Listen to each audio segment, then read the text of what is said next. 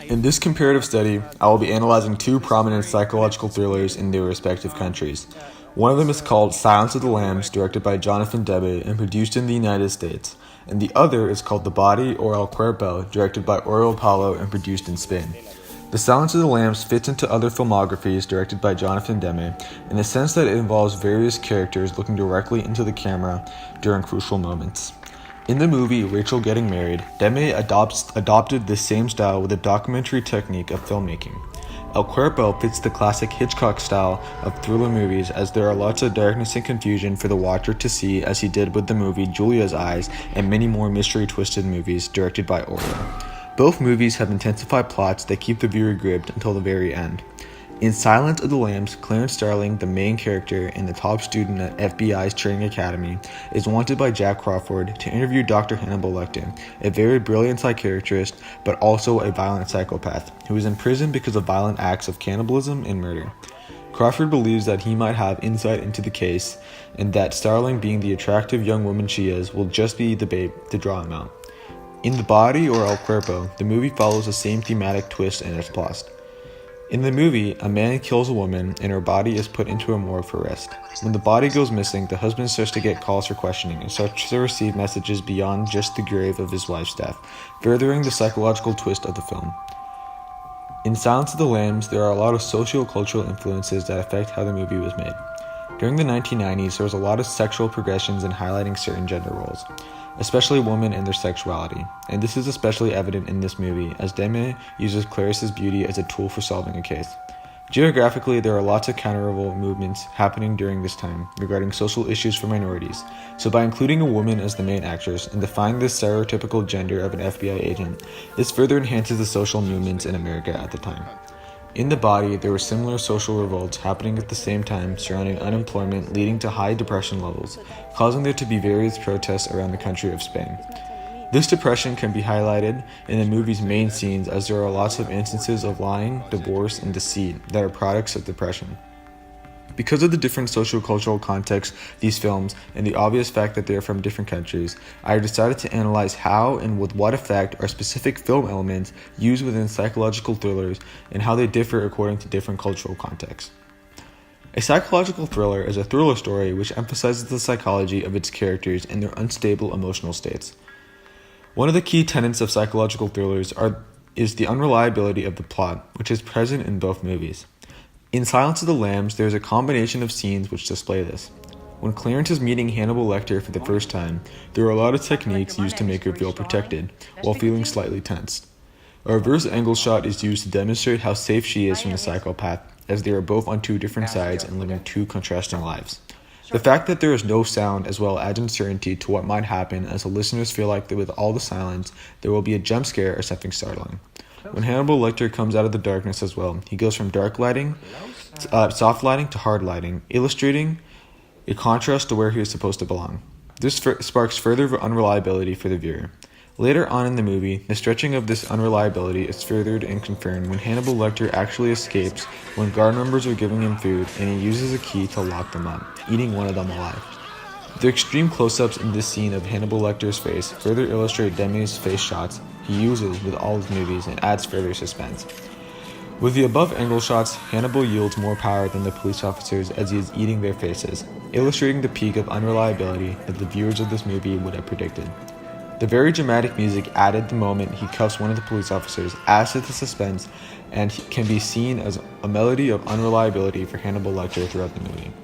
The hard lighting on Hannibal Lecter illustrates a connection to when he first met Clarence, as there was hard lighting used there as well, showing how the lighting choice was a tool used for foreshadowing his unreliability. The setting of the cage in the center of the penitentiary adds further unreliability to the scene, as Hannibal is being exposed to all sides and openings with just bars to protect, further demonstrating unreliability. In The Body, similar scenes of unreliability were presented with some differences notable. When the man who killed his wife is talking to his mistress, they are discussing what to do when they heard that the body of his wife went missing. Carla, the mistress, gives him a drink and they discuss things peacefully. The unreliability here can be attributed to the question and uncertainty of what will happen, as the viewers know that Alex is the murderer.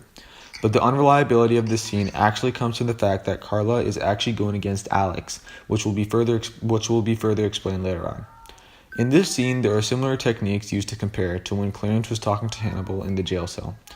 There are reverse angle shots used, further silence, and the lighting is dark, which all adds a sense of unreliability through the sheer amount of concentration and focus that the viewer is put through in recognizing untrustworthy characteristics. One of the major differences in this scene is the setting, as rather than some societally accepted dangerous place, such as a jail cell, it is a house which manages to portray a sense of unreliability for viewers, as it was during the economic crisis in Spain that families and homes saw the most depression.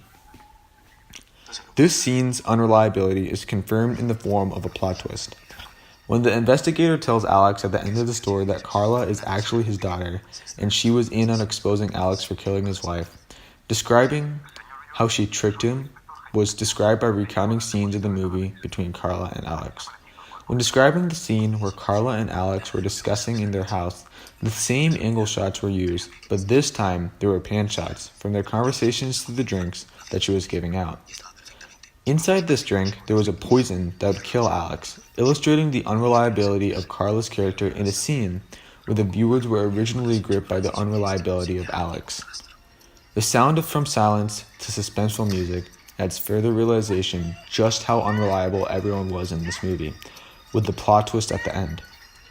The same setting further portrays just how untrustworthy every scene in the movie really was, adding to the classical Hitchcock development of suspense. In addition to the unreliability that was present, there were also instances of suspense and a technique used by Alfred Hitchcock called MacGuffin. MacGuffin is a plot device in the form of some goal or some desired object that a character pursues with little narrative explanation. In Silence of the Lambs, a MacGuffin used is Buffalo Bill's captivity of a girl, which is separate from Hannibal Lecter's story, adding a significant amount of further suspense. In a scene where Buffalo Bill is looking down at his captive, an above-angle shot is used to set the premise of the superiority and the suspense of whether he is going to pounce on her.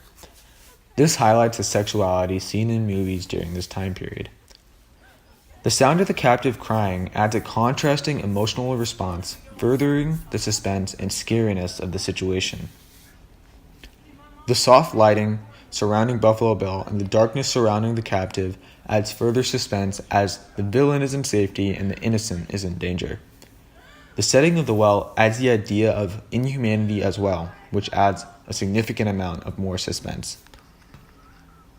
In the body, the MacGuffin used was the murder case for prosecuting Alex, surrounding the real story, which is the underlying plot the investigator had against Alex.